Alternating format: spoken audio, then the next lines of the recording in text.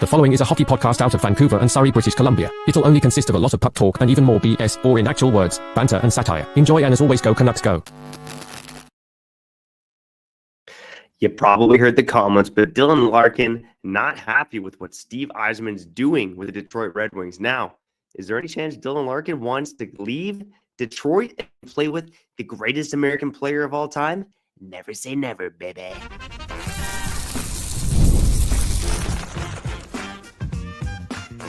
You're Locked On Canucks, your daily podcast on the Vancouver Canucks, part of the Locked On Podcast Network, your team every day.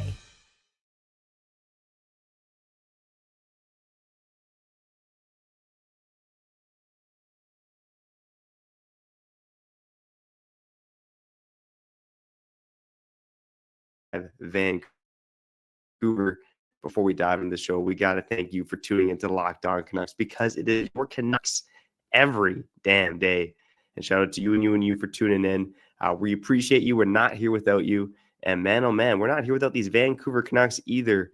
Always still making waves despite the fact that their season ended in disappointing fashion. And, you know, today is one of those days where I think no news is not good news because, you know, Jim Rutherford, I should say, said earlier this week that Rick Tocchet would make a decision on a contract this week. And here we are on Friday. It's Friday, baby. And Rick Tocchet still no update on him and whether or not he's going to re-sign with the Vancouver Canucks.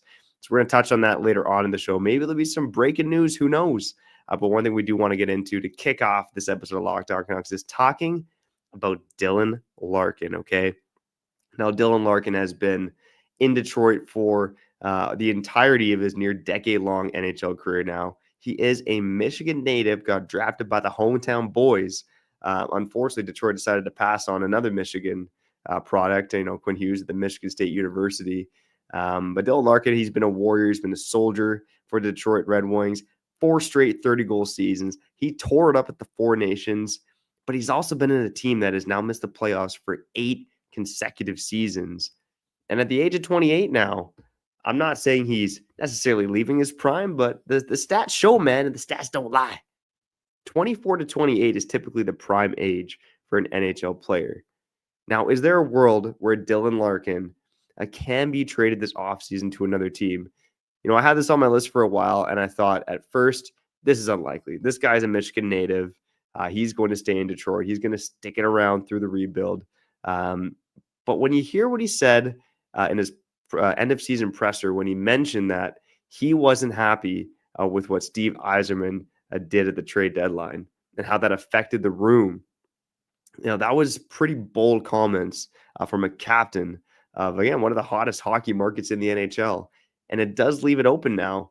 I think Dylan Larkin, there is a chance. I'm not going to say it's a likelihood, but a chance that he could get traded. And now 4 teams like the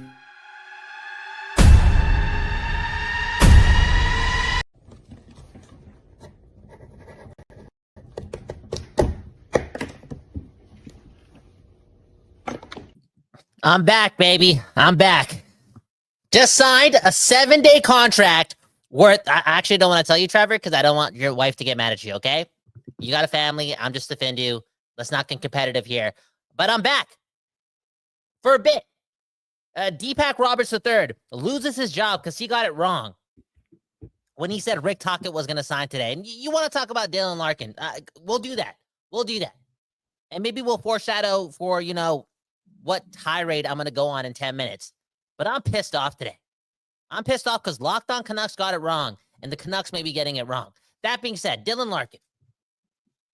Get straight into it, man. Is it Willander in the first for 28-year-old Dylan Larkin? That's gonna get us going here. What's the cost? That is probably going to be the cost to get Dylan Larkin. And even then, I'm not quite sure if that's even enough. Now, when I look at the Detroit Red Wings and their prospect pool, you know, they got Axel Sandin Pellikka on the right side, a guy from that same draft as Willander, considered one of the best deep prospects in hockey. They also got Moritz Seider, who's 24 years old on the right side as well. I'm not sure if Tom Willander even really makes sense as a target for the Detroit Red Wings. I do wonder if a guy like Elias Pettersson, DPD could be the guy that the Detroit Red Wings look for instead. a guy that can bolster the left side as well. And you talk about DPD and a first for Dylan Larkin, that's not going to get the job done. It's likely going to have to be more than that. Potentially, again, maybe a player like Connor Garland, Nils Höglander, like we're talking other players on the roster, because I don't think Willander in a first is getting it done, mainly because I don't think Willander makes a lot of sense for the Detroit Red Wings. Whoa, I don't know about that. I think Willander's a good prospect, a good player. That's a guy you want on your team. In Detroit, you're not making the playoffs because you're not a good team. But look at the right side, Kyle. Mort Seider, Axel Sandin Plika, Tom Willander. Mort Seider's already a top pair defenseman. Axel Sandin Plika and Tom Willander both project as top 4 defensemen. I mean, is there a chance that they want to go after Willander and have all 3 of those guys on the right side? Perhaps, but I don't think it's an extreme likelihood, because you probably have 2 of those 3 guys penciled in for a top 4 role. How about, okay, you just did the math. Trevor Beggs just talking a lot and making a lot of sense. I get what you're saying. That's a bit of a logjam. Okay, a logjam. Willander already having a tough time signing with Vancouver, right? Maybe he wouldn't want to go to Detroit if that's the competition. How about Lekkermäki, DPD, and first? That's too much, man. That we're talking way too much.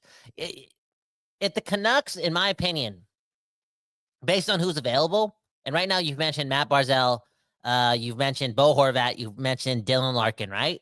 Based on who's available and based on the bullshit that Tom Willander and his team are like they're doing right now. Again, you can blame the Canucks all you want, but if an 11th overall pick is being a little stingy and being a little contract focused, right? Player empowerment era. It's a different time. If the 11th overall pick is moving like that, outside of maybe possibly getting some meaningful AHL games to make his transition a bit better when he comes to the NHL, I don't know if that guy's the right fit for the team, to be honest. Like, I don't like the energy.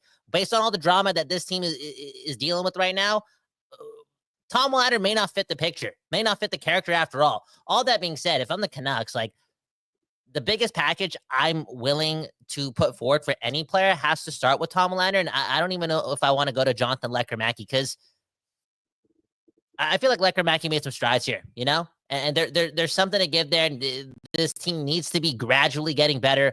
All in all, though, the Canucks can't be given a lot to fix this need, in my opinion. And we're talking way too much. If it's Lekkermäki, DPD at first for Dylan Larkin, I might cry. Yeah, and again, this is the situation the Canucks are in. They likely don't have the assets to swing a deal like this. And Dylan Larkin, he's not quite the same distressed asset that Matt Barzal is. This would really be Dylan Larkin going to Wings management and saying, like, I'm not happy with the plan here. I don't care that I'm from Michigan. I want to go elsewhere. But, I think at the end of the day, it is unlikely to happen. But I mean, never say never, especially when you get a guy like Dylan Larkin, who is for 8 seasons in Detroit, been a part of a losing team despite doing everything he can to get that team to the playoffs.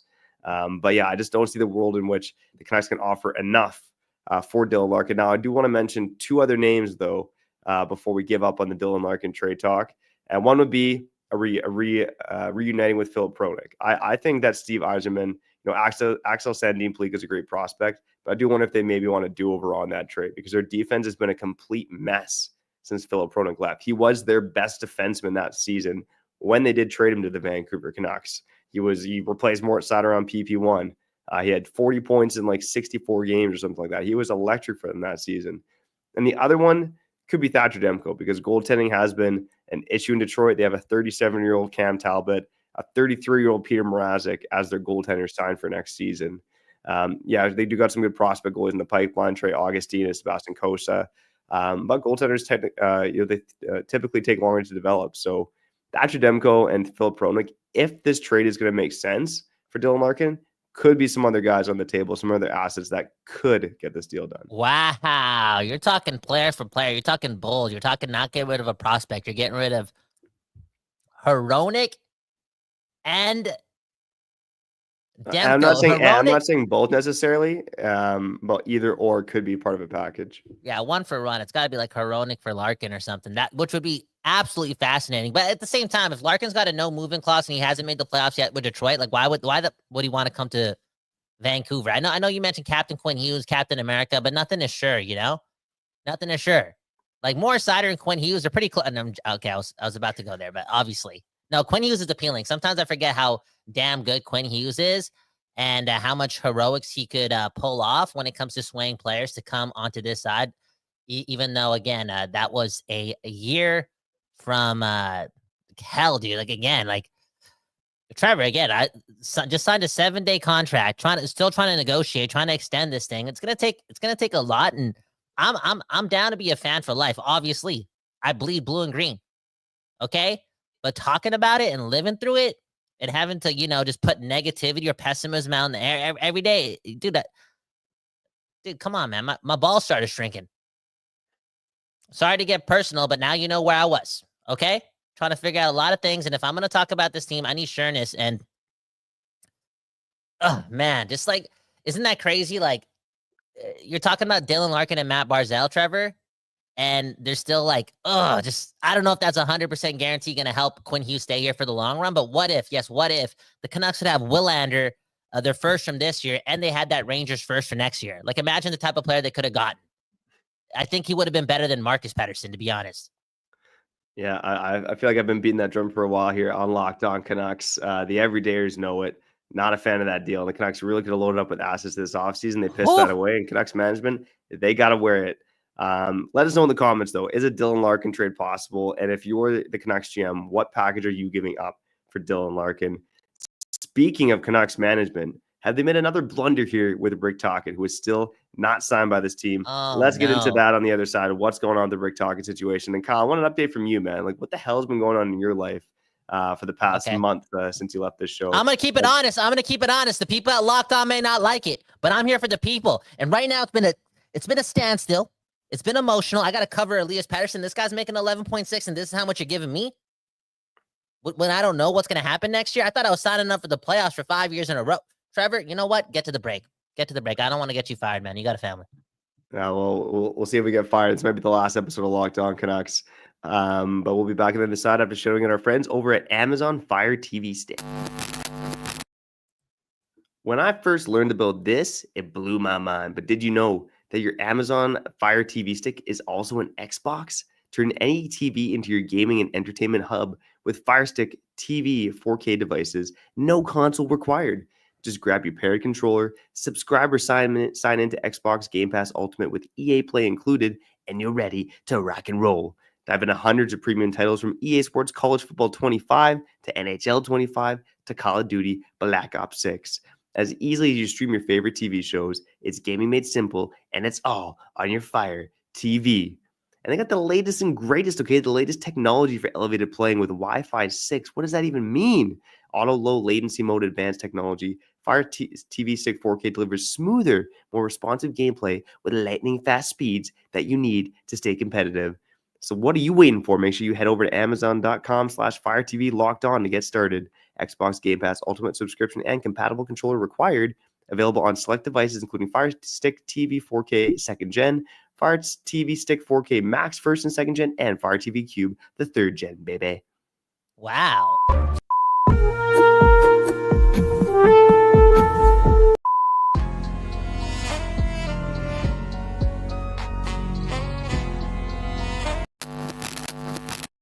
Okay, we back finally doing this, and that's talking about your Vancouver Canucks. Trevor Beggs, Kyle Bowen, and 7-day contract. I just signed one, the biggest 7-day contract in podcasting history. But that's what's gonna happen. That's what's gonna happen if this team doesn't win, and Trevor doesn't pick better co-hosts. Like, I don't know who the hell Deepak Chopra III was. I don't know if that was trying to make a mockery of me. Deepak Roberts, man. Deepak Roberts III. Back on his name, okay? Okay, my bad, but I don't know if that was Locked On taking a shot at me, knowing that my favorite author is Deepak Chopra. Like, again, sometimes you negotiate through war, right? That's the age-old saying. And knowing that Trevor Beggs is also a face of the show, I'm not surprised they went that direction. But man, oh man, I listened to yesterday's episode because I'm your friend and I'm loyal to you. And Deepak said, the contract was going to get signed today. While he was at the NHL head offices, that's what everyone kind of knew. Rick Tocchet was not only going to be the highest paid coach in Canucks history, but there was there's some rumbling out there that, in this time, there was a chance that he'd sign the most expensive coaching contract in NHL history, but neither has happened. And dude, Trevor, hate to do this because I just got back. I don't think Rick Tocchet's coming back. Which is wild. And like I said earlier this week, every day there's no Rick Tocchet, and the Canucks are going to make me look pretty stupid because I was pretty much guaranteeing that Rick Tocchet's coming back because there wasn't a better situation elsewhere than the Vancouver Canucks. Not saying something because the Canucks has been pretty dysfunctional, but look, Rick Tocchet's been in the room this season. He's got a better grasp on what Quinn Hughes and Elias Pettersson and what's going to happen with their futures, right? Whether Quinn Hughes will stay, whether Elias Pettersson will bounce back. Rick Tocchet knows that better than both you and I, Kyle. And again, if he doesn't sign, I don't think it bodes well for either of those situations, right? Either his belief in Pettersson bouncing back or his belief in Quinn Hughes sticking around in Vancouver. So I think Canuck fans should be cheering for Rick Tocchet to stay with the Vancouver Canucks. But I agree with you. The longer this drags out, especially based on Jim Rutherford's comments, based on the fact that they didn't go up to the podium together during the end of season media availability, these are all not good signs for your Vancouver Canucks. Well, I didn't see you protest and step away from the show when I was having my contract dispute in a moment of solidarity. So what does that say about you and our friendship? I think you're digging too deep into this and watching too many soap operas with your parent, with your wife. Okay, come on, Trevor. All in all, though, I will say, man, what are the chances that Alvin, Rutherford, and Tocchet, three bald individuals, again, we had so many good times last year. I actually believe that I wasn't gonna have to go to Turkey and take ibuprofen or whatever the medicine is to grow my hair back. I thought, like, listening to Deepak Chopra, again, positivity can do a lot of things for you, and I thought my hair was going to go back. Boom, bam, next thing you know, the Canucks still suck, and these three bald-headed individuals still stressing me out and making everyone bald now. Like, what is going on? I thought the Canucks were cool again. I thought we could lean on the injuries, but, a lot of drama. Like, Rick Tocchet, help us out here, man. Don't leave, because, Trevor, man, I know there's a lot of people out there saying, obviously it could get better. The Canucks, we suck last year. Like, it can get better than Rick Tocchet, but I'm just scared of, again, stupid word to use in this moment because the Canucks, again, they suck. But the culture, man, just like I want some continuity. I want what's the word I'm looking for? Continuity. Okay, I'm trying to. I think great sports teams use continuity to their advantage, and they get through the bullshit together, and they just build familiarity and just camaraderie. But, like, it's so hard to build camaraderie when there's just new face after new face after new face after new face, new leader after new leader. And I know Quinn Hughes is still here, but JT Miller's not here also. And it's like the leadership on the scene. It's like, what the?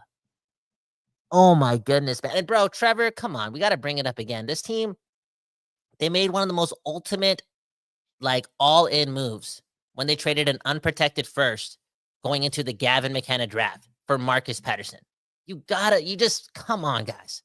Get your shit together. Let's get focused. Let's start working now on the mission. I thought we were already relevant, but I guess we got to get back to relevancy and let's just put in the work, man. Because if Tocchet leaves, if I'm a Canucks fan, I had enough of this team, man. I've had enough of this team. Like, I'm taking the summer off, man, because, like, anyways.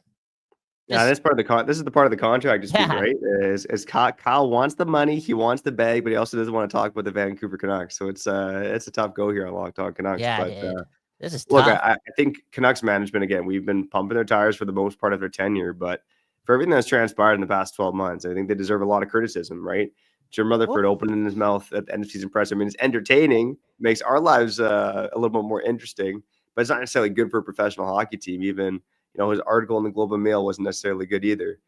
So look, I know there's a portion of the fan base that is not going to be happy, or I should say is going to be happy if Rick Tocchet goes elsewhere because they didn't think he was a great coach. He was stifling the offense, blah, blah, blah. But I think fans should be very disappointed if Rick Tocchet leaves.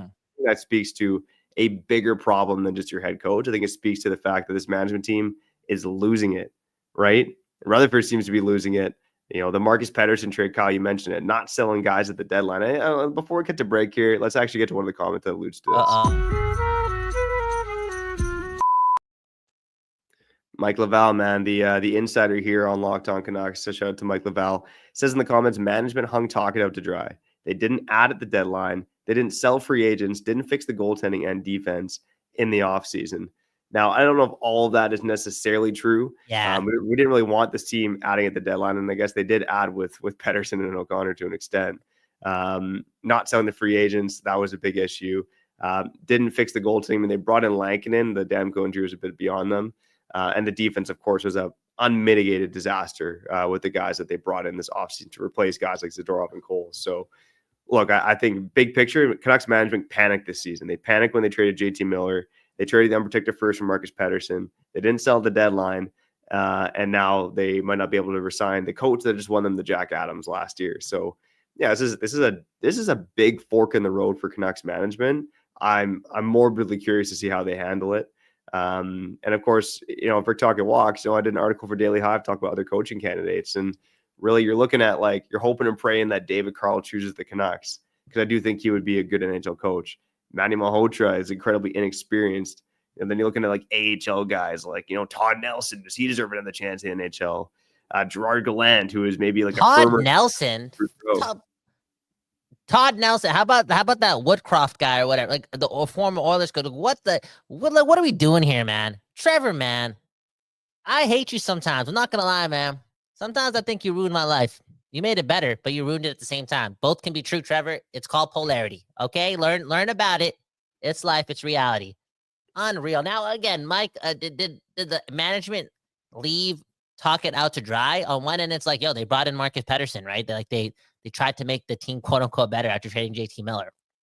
But at the same time, just all the noise, you talk about article after article and Ian McIntyre piece after Ian McIntyre piece. It's like I understand what Mike's saying, you weren't focused on the internals of that dressing room completely. You are already looking forward to next year and fixing this in 2026 or looking better in 2026, as opposed to Tocchet being on the last year of his deal and trying to get the most out of this team. And man, that was just at some point, it's just such a deflated. Again, I'm bad with the words. I was gonna say beriddled, but that doesn't even make any sense. But they were just destroyed. Okay, they were destroyed, and at points they had no chance. They had no external momentum. They kind of had to build their own, and it's kind of hard to do that at some points. That's why this team probably won 4 straight games, once this year, if I'm correct, right? Did they even win 4 straight? You know what I'm saying? And yeah, just these guys did not do Tocchet any favors. But at the end of the day, we have to move forward now, and I just hope. I hope that signing Rick Tocchet is the first win of the year for the Vancouver Canucks. Right? Some stability right now. Please, Trevor. Yeah, I think it would be the right decision for the Canucks to bring him back. And I just looked up quick. The Canucks did win 4 straight one time this year. Yeah. It was games 4 through 7 of the season. Oh man. Being a Canucks fan, man, it's an experience, man. Maybe let's talk about how Canucks fans can unwind on the other side. I do want to get to some news and notes, maybe a couple comments as well. You listen to Locked On Canucks, your Canucks every day. We'll be back on the other side of the show to get our friends over at Gametime. Oh man, my Ottawa Senators, man. Kyle, we got to go out tonight, let loose. Yeah. Okay, it's been a long season, but I might be flying out to Ottawa after tonight, getting to the Canadian Tire Center for Game 4, do or die for my Ottawa Senators. Okay, because the Stanley Cup playoffs, they're here. They might not be here that much longer for the Ottawa Senators, and I want to see my boys in action. And the best way I'm going to get those tickets though is Gametime, baby. The airplane ticket, it's going to cost a little bit. So I need to save money on these tickets, and Gametime is the place to go because they get the lowest price guarantee. It's the fastest way to grab playoff tickets, and the prices actually drop as the puck drop gets closer. So I can fly to Ottawa, boom, bam, go on the Gametime app, because with last minute deals, you can save up to 60%. Okay, and Ottawa, 2 overtime losses. Is this really the year for the Leafs? I refuse to believe it, man. So get those tickets on Gametime for Ottawa Senators or whatever else you enjoy. Maybe you get down to some NBA playoffs here on the West Coast, the best coast down in LA. Some good series going on there. Of course, you can get tickets to concerts as well. Lots of good concerts here in Vancouver. So make sure whatever you're seeing, take the guess. We're going to buy tickets with Gametime. Download the Gametime app, create an account, and use code LOCKEDONNHL for $20 off your first purchase. Terms apply. Again, that's code LOCKEDONNHL for $20 off. Download the Gametime app today. Last minute tickets, lowest price, guaranteed.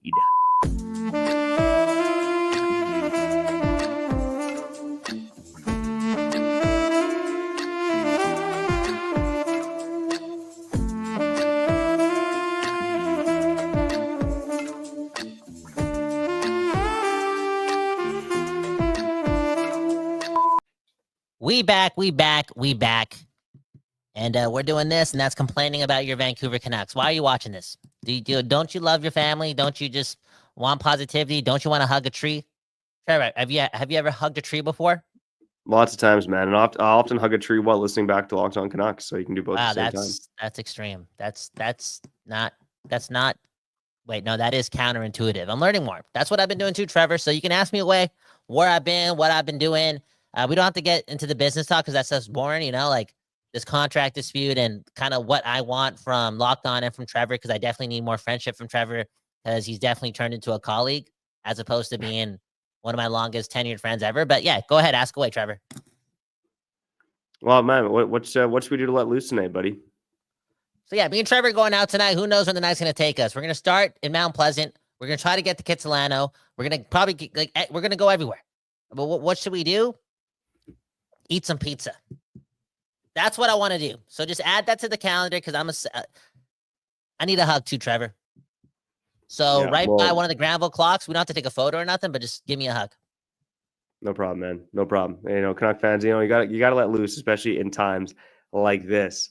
The Abbotsford Canucks let a little loose last night. They lose 4-1 to the Tucson Roadrunners. That series is tied up at 1, but it sets up for a pretty big matchup on Saturday at the Abbotsford Center. Man, oh man, hey, if I don't fly to Ottawa for the Ottawa Senators game, I might get some tickets in Gametime to go to the Abbotsford Canucks. Game 3, do or die. You should fly on Saturday at the fly to Abbotsford from IVR. Have you ever done that before? No, I live right in between both airports. Why would I do that? Because it's about experiences, Trevor. Why you gotta do this? Why you gotta do that? Come on, Trevor? Every time, man. After every episode, I'm like, yo, is Trevor the same person, or is he just a podcaster journalist now, man? Come on, man. Deepak Chopra always says, right? Not Deepak Roberts. New experiences are like new children. So make the most of it and come away on top. Come. No. Wow. Whoa. No. Okay. All right. Okay. All right. I missed you, buddy. Okay. So I'm not going to talk about the Abbotsford Canucks, but I do want to touch more on the Hronek thing, okay? Because Trevor's going to do this down the road, maybe next week. He's going to have a thumbnail made. Hronek for anyone. Hronek for cap space. I'm joking. Hronek for a centerman. Is Hronek the centerpiece to a deal that we haven't even mentioned yet? What if it's not Larkin? What if it's not Barzal, right? What if it's somebody else? A lot of us aren't talking about that enough, and I know the Tom Willander stuff kind of makes it make no sense because Willander's right-handed, Hronek's right-handed, blah blah blah. But I don't know. You never know. I mean, that would be risky, right? Extremely risky.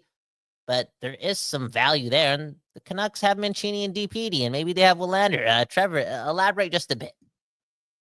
Well, I think Willander's the big wild card here, right? If you get Willander signed and he's got that top 4 potential, Hronek does become a little bit of a luxury now, especially if the Canucks maybe, I don't think they're competing for a cup next season, right? Mm-hmm. Philip Hronek's just about to start an 8-year deal, paying him $7.25 million a season.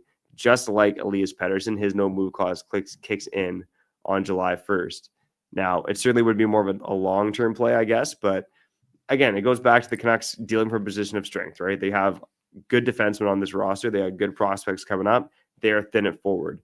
Philip Hronek could be that defenseman who you trade to a contender who maybe has some more defensive issues to get a forward in their prime who can play for this team.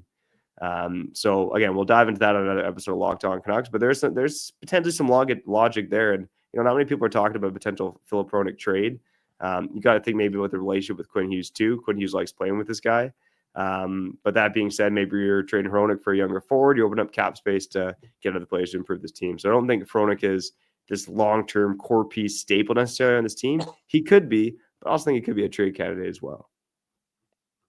That's something else. And I wonder if it's Hronek for Luke Hughes. I'm joking. I know that's not going to happen. I'm just so desperate to keep Quinn Hughes.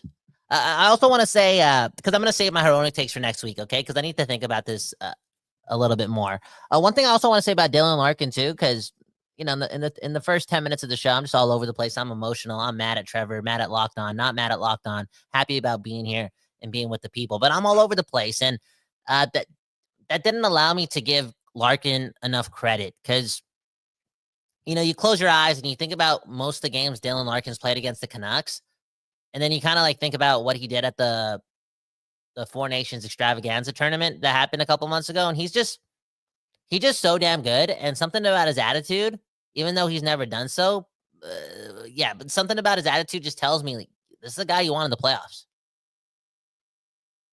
So whoever gets him. I completely agree. Agree. That's why, the Canucks, I don't think they have the assets to get a deal done, but it's something that they should heavily consider. Even if it's a guy like Demko, even if it's a guy like Hronek, you got to be pretty confident that you're going to compete for a cup in the next 5 years because Larkin is 28. But he's a hell of a player. I think he's a legitimate first-line center. You bring a guy like that, you're theoretically replacing JT Miller. And the Canucks management said, we can't replace JT Miller. You're kind of replacing JT Miller. If you can push Henderson down to the 2C spot, maybe take him out of the spotlight just a tad more. So I think a guy like Dylan Larkin is a dream ad for the Canucks. And, I kind of put him in the same tier as guys like Nick Suzuki and Robert Thomas, who clearly are not moving anywhere. But for a team in Detroit who's missed the playoffs for 8 seasons, you have a player that's shown some apathy towards the management team there. Potentially there's a door being cracked open that he could be moved. And look, I think there's players out there right now, when you look at NHL rosters, that there's no way they're going to be moved. But sometimes you got to be ready for opportunities to come up, right? Case in point, JT Miller. No one thought he was going to be moved until he was available. Maybe it's the same with Dylan Larkin, and the Canucks just got to be ready to pounce. It's not going to be cheap, but that is the player that you pay big assets for to bring in the door. Yeah, it's not going to be cheap. Speaking of cheap, reports are coming out that Willander won't sign unless he gets like $200,000 more from the Canucks, because apparently they're $200,000 apart from making this deal happen. And again, I just want to preface, Canucks fans, again, the Canucks piss you off. I know the management's pissing you off right now. The whole organization, Aquilini's pissing you off. But I'm telling you right now, if those reports are true, and I actually do believe them, something in my heart tells me that it's the truth. I know it's the agent doing all the negotiating and whatnot, but again, if the 11th overall pick of like the 2024 entry draft is moving like this, when it comes to, I don't know, making the transition a bit smoother for his pro hockey team, you know what I'm saying? Way too dramatic for an 11th overall pick. Calm down, Eric Lindros, and just sign the deal. There you go, buddy. Sign the damn deal. I see some good comments popping off about other trade targets, but let's save that for another episode of Locked On Canucks, because I got to get out of here, get back to the day job. Kyle, good to see your face here on Locked On Canucks, at least for another 7 days. Looking forward to seeing your face tonight. If you're in Mount Pleasant or Kitsilano, come on, hit us up, man. Join the Discord, link in the bio. We'll find you in Mount Pleasant, Kitsilano here on a Friday night. But shout out to you and you for tuning into Locked On Canucks, your Canucks every damn day. We appreciate the hell out of each and every one of you. If you like what we're doing, go subscribe and like this video on YouTube. On the podcast side, go follow us, leave a 5-star review. Help make my family proud, man, okay? Because my kids, they love my wife way more. I want them to love me a bit more. Okay, and a 5-star review helps with that, just man. Save it for therapy, Trevor. Go. That's another thing, too. I had to step away because I was getting too vulnerable on the podcast, and you just need therapy, okay? You don't got to tell everyone that you're having troubles at home, okay, Trevor? Okay, you know what? Let's get out of here, Trevor. This is my therapy session, man. Click the button, Trevor. We got to get out of here. Okay, we're going to cry here, okay? I don't want to cry. But is there a button we can press?